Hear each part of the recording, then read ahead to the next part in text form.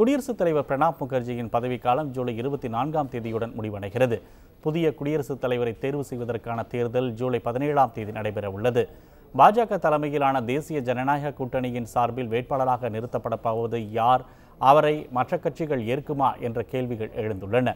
இதையடுத்து குடியரசுத் தலைவர் வேட்பாளர் தொடர்பாக கருத்தொற்றுமையை உருவாக்குவதற்காக எதிர்க்கட்சிகளுடன் பேச்சுவார்த்தை நடத்த அருண் ஜேட்லி, ராஜ்நாத் சிங், வெங்கையா நாயுடுவை கொண்ட குழுவை பாஜக அமைத்துள்ளது.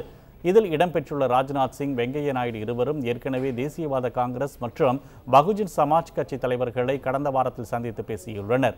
இந்நிலையில் காங்கிரஸ் தலைவர் சோனியா காந்தியை தற்போது ராஜ்நாத் சிங்கும் வெங்கையா நாயுடுவும் சந்தித்து பேசி வருகின்றனர்.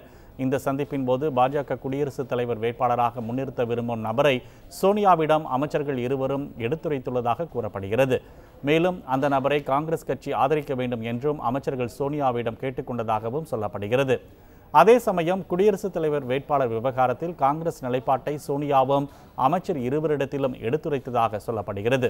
இதனிடையே பாஜகவுடன் ஒருமித்த கருத்து ஏற்படாவிட்டால் மகாத்மா காந்தியின் பேரனான கோபால் கிருஷ்ணன் காந்தியை குடியரசுத் தலைவர் வேட்பாளராக காங்கிரஸ் முன்னிறுத்த வாய்ப்பிருப்பதாக கூறப்படுகிறது.